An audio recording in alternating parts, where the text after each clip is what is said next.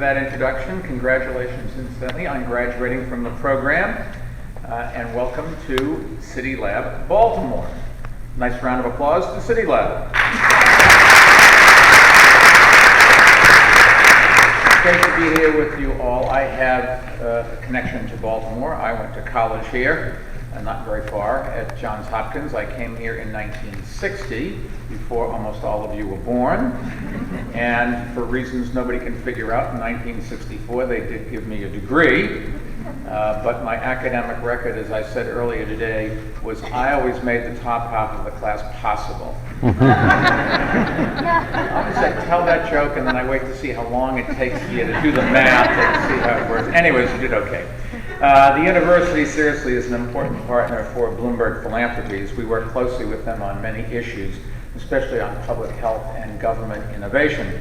And whether it's a university, a foundation, a business, or a nonprofit, I've always believed that private organizations can help tackle some of the biggest challenges we have. And this morning, I think we saw a great example of that here in Baltimore. As Crystal mentioned, I had the chance to join Mayor Pugh and graduates of Goldman Sachs' 10,000 Small Business Program. Our foundation has been a strong supporter of that program ever since Goldman Sachs created it many years ago. It provides entrepreneurs with an MBA-style crash course in growing their businesses, but most importantly, it also connects them with other people for loans and mentors and resources that they couldn't get on their own. And it really was great to hear some of the ideas that the graduates are bringing to life. I've been in their shoes, and I can tell you that starting a small business is not easy. It takes a lot of work. It takes some luck. There's no manual for success, but there are things that entrepreneurs can learn from each other and from experts in the field that can really make a big difference. And that's why we've been a big supporter of the 10,000 Small Business Program. And I'm glad to say that this morning we announced a new $10 million partnership with Goldman Sachs to continue the program's good work here in Baltimore.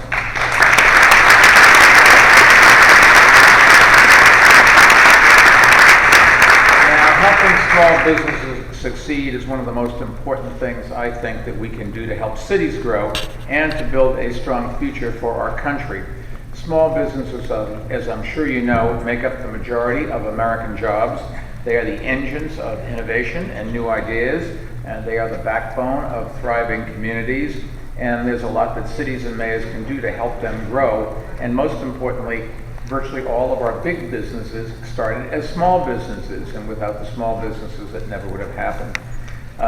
The reason cities are so important is that mayors can help cut red tape, they can help improve access to capital, invest in local infrastructure that attracts private investment, and help connect companies to qualified workers. And all of that is true. Cities are where people live. People need jobs. There's a natural connection between business and government, and I think it's really happening here in Baltimore, and I wanted to congratulate Mayor Pugh. She's only been on the job for something like a year, but she's been a pleasure to work with, and we just had a program in New York where, joint with the Harvard Business School and Harvard School of Government, the Kennedy School, we brought professors down to New York, and we brought 40 mayors in from around the world to help give them management training. And Mayor Pugh was one of them. And she said that she really learned an awful lot of things that she could use in making this a better city, which she has been doing since the day she took office. Now, in Washington, they like to talk about helping small businesses. But cities are really where the action takes place and where Washington seems to not understand what it's all about. That's actually true, I think, on a whole range of issues, but I wanted to give you one important example. Over the last decade, the United States has led the world in reducing carbon emissions that are warming the planet, and that progress has been driven by cities, not by Washington. In fact, over time, Congress hasn't passed a single law taking aim at climate change. Meanwhile, mayors from across the country and from both parties have taken bold steps to reduce emissions and protect people from the impact of rising emissions in our environment. The reason why Washington's not done it, but cities has, is simple. Cities do what's in their own best interest, and the same steps that reduce carbon emissions also make cities better places to live where people want to invest and businesses want to thrive. The air that you breathe today, the water that you drink today, the congestion that keeps you from going about your business and being healthier and more profitable today, those are all things that are really important long term.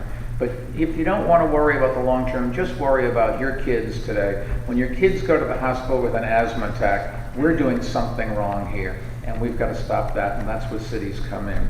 And since President Trump announced his decision to withdraw from the Paris Agreement, more than 2,000 cities, counties, states, and businesses have reaffirmed their commitment to that agreement. That's for the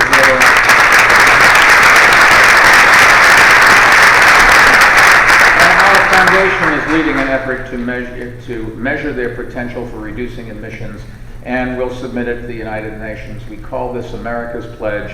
The American government may be pulling out of the agreement, but the American people are still committed to its goals, and cities, I'm happy to say, are leading the way. This is our planet, this is our future, this is our life, and we've got to do something about it no matter what the politics are. And we're doing it, and Mayor Pugh is part of that. Now, our foundation is helping make many of these efforts doing them through the Global Compact Covenant of Mayors, which is a group of 7,500 cities, including Baltimore, I'm happy to say, that have committed to fighting climate change and to measure their progress transparently and consistently. When cities join forces and collaborate, they find partners who share their goals, and there's really no limit to what is possible. And as the dysfunction in Washington has grown worse, city leadership is all the more important.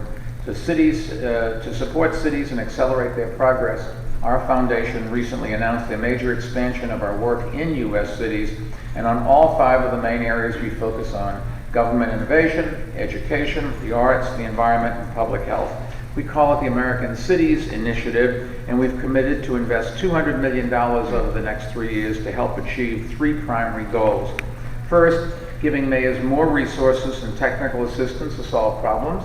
Second, advancing local policies that can help make a big difference on critical issues.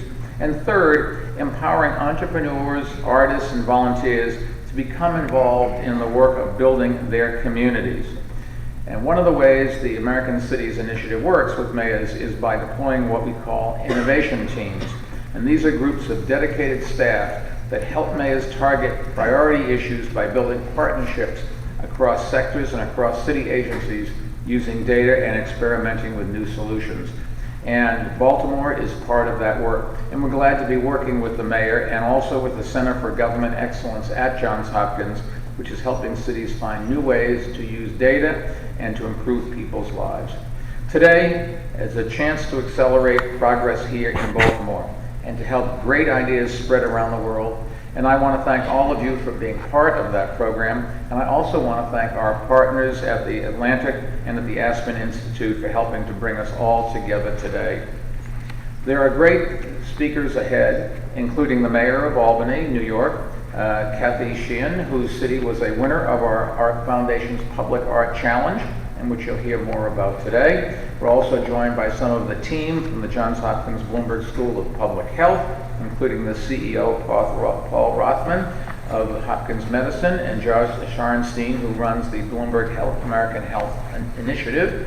That initiative is focusing on addressing growing health problems facing communities across America, from the opioid crisis to obesity to air pollution. These are preventable things, and we with cities can take the lead in fighting them. And there's so many important issues to work on. Getting guns out of the hands of people who shouldn't have them, stopping people from overdosing on heroin and fentanyl, making sure that they eat healthy and that they get medical treatments. There are a lot of things that we can do to help people make their own lives better, and we're committed to do that. So I wanted to thank all of you for helping us. Thank you for what you're doing to improve your lives and other people's lives and my family's lives. We're all in this together. Thank you very much.